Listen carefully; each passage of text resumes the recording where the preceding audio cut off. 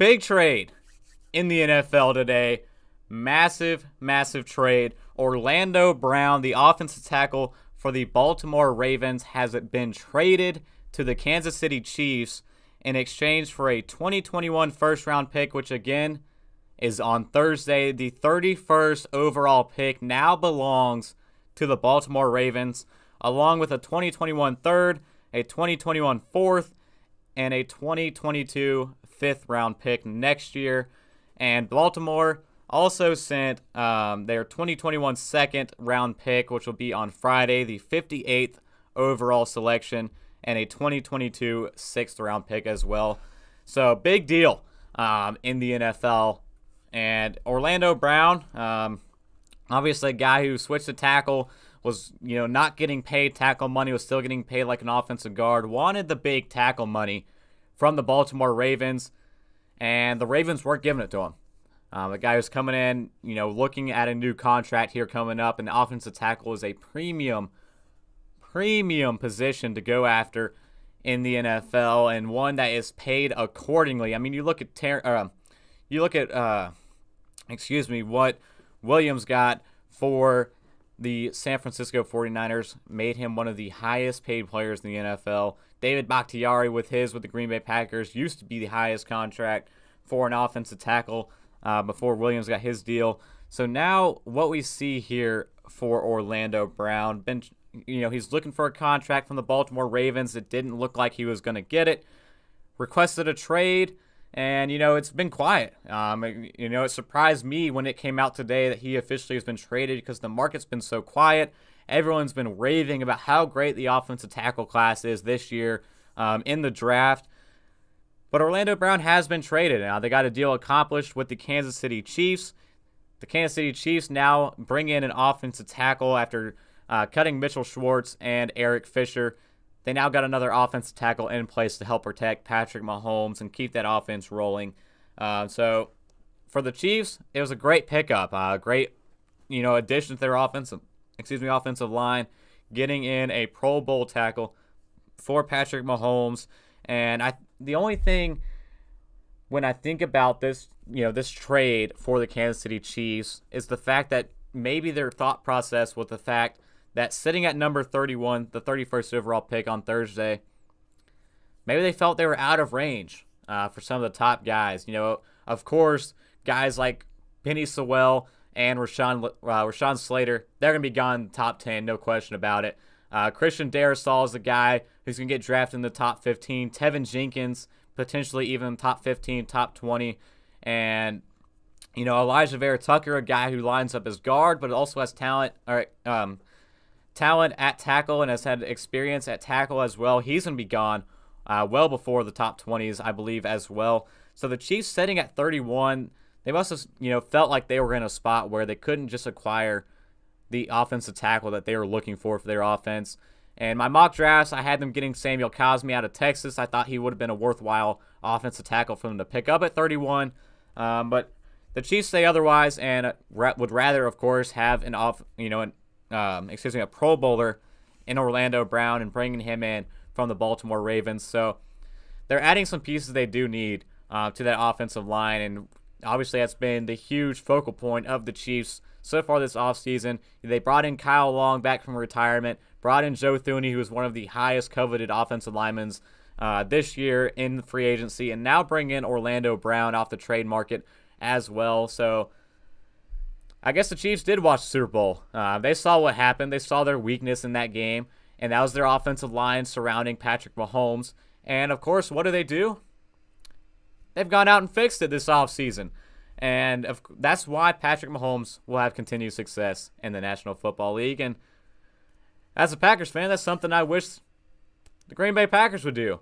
Look at your last game of the season. Look, what was your weakness?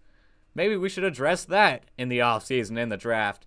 But we all know what the Packers do. Obviously, they're not playing long ball, long term with Aaron Rodgers, trying to maximize that window with their roster. But let's get away from that rant before we go too far into that rabbit hole. But the Chiefs continue to fill their weaknesses, getting in Orlando Brown.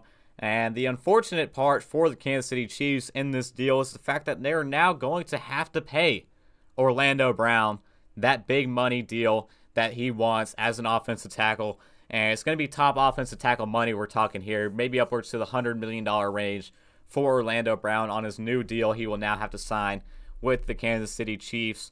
But the Chiefs, if they feel like it's worth, if they didn't feel like it's worth it already trading their first round pick for Orlando Brown, I feel like it's going to be pretty evident that this is their guy. They went out before the draft and they got him. And of course, I think that they will be more than willing here to pay him his his top money that he wants. So let's look at the flip side of this trade and the other team trading away Orlando Brown, the Baltimore Ravens. Ravens got off Orlando Brown. That was all expected. We figured it would happen at some point during the offseason.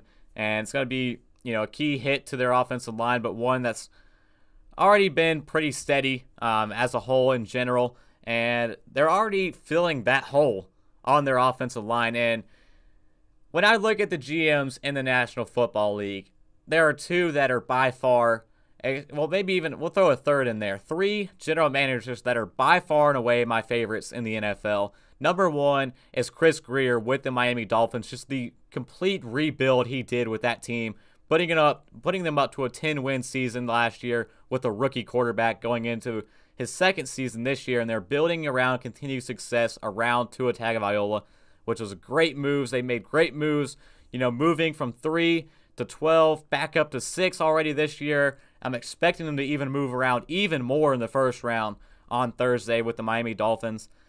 My number 2 favorite general manager is Chris Ballard for the Indianapolis Colts, and we'll get into him more later in today's episode. And number 3 is Eric DeCosta with the Baltimore Ravens, because he knows how to maximize draft capital. Plain simply forward, this guy knows how to handle his picks, and this guy knows how to handle trades. And he pulled off a great one, in my opinion, again, with Orlando Brown, dealing him away, getting a first-round pick, a first-round pick at the 31st overall, getting a third-round pick this year, a fourth-round pick this year, and also a fifth-round pick next year. Is quite a handsome haul to get back from Orlando Brown. Granted, you are giving up your second-round pick, but replacing that now with 2 firsts here, and you can even do what you want with those two at 27 and 31 in the first round. You can move up with both those picks to get up into the top 15, possibly even top 12, top 10 if you want to deal those 2 picks and move way up, which would be a bold move by Eric DeCosta. But also, you can trade, maybe trade back from 31, get your seconds back, and build up even more third-round picks and mid-round picks. Something also that DeCosta now has in his think tank to look forward to the draft. But the big thing, I think, for the Baltimore Ravens is what they announced immediately after the trade, is that they will be signing Alejandro Villanueva, the former offensive tackle for the Pittsburgh Steelers, after the draft. So Eric DeCosta now, he knows in his back pocket he has the need filled at offensive tackle that has just been created with the trade of Orlando Brown. He's going to fill it immediately after the draft with Alejandro Villanueva, and now has 2 first-round picks again, 27 and 31 in the first round on Thursday to work with. And Baltimore's in great shape right now. And I went back and forth with my mock drafts. My mock draft 1.0, I had them going wide receiver Rashad Bateman out of Minnesota. I said, from the beginning that Baltimore needs to look at getting a wide receiver who can be their number 1 target for Lamar Jackson, because it's not Marquise Brown. Now, granted, Marquise Brown I still think has potential to be a great receiver and a solid receiver for the Baltimore Ravens, but he is not a number 1 guy. It's not his style. It's not how he is. He hasn't done it thus far. He's not your number 1 guy. Sammy Watkins, who you brought in free agency, not your number 1 guy either. They still need that number 1 guy for the Baltimore Ravens, and they have to get it in the first round. And my first mock draft, I said it would be Rashad Bateman. As of right now, Rashad Bateman's stock's grown a little bit, beyond 27. So there could be a shot he falls to him there at 27. But if not, I think at 27 or 31, Baltimore easily could go with Terrace Marshall from LSU and get their bulk big guy. And, Terrace Marshall, while he's a big guy, still ran just as fast of a 40-yard dash as Jamar Chase. And he's, 2 or 3 inches taller than him. This guy is set to be a number 1 wide receiver for an offense that already has their speed guy on deck. And, like they do, they got their possession guy in Sammy Watkins, speed guy in Marquise Brown.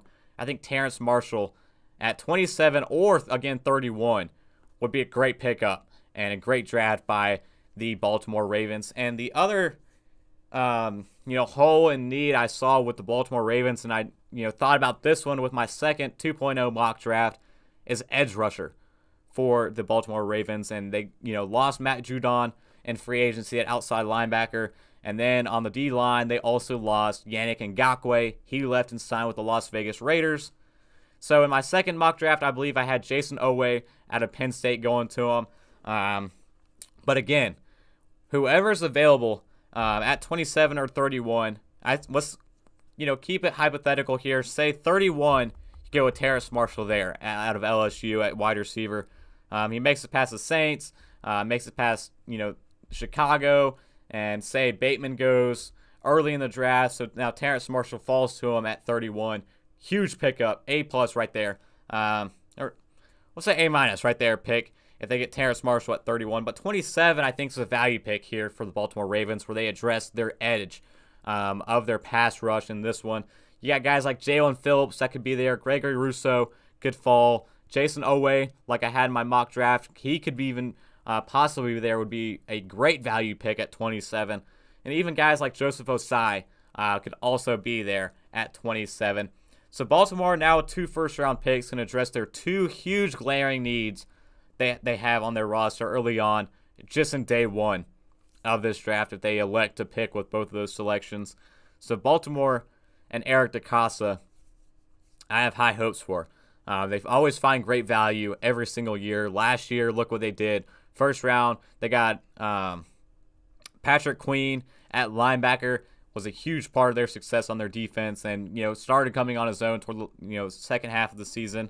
And then on offense, second round, they went in and got J.K. Dobbins out of Ohio State, and we all know the great year he had with the Baltimore Ravens in that rushing offense last year.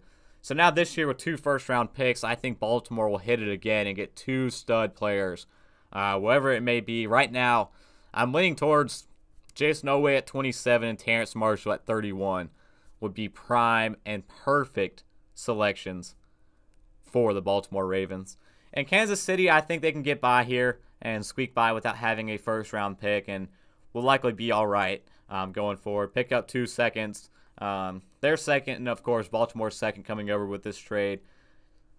Kansas City always finds value in the later rounds anyways, and I don't think they don't have the massive holes. It's the Kansas City Chiefs. What holes do they really have now that they got Orlando Brown that they need to fill with immediate talent in the first round? They're going to find some quality positional players and quality depth pieces in the draft and be set going forward in the NFL draft as it progresses.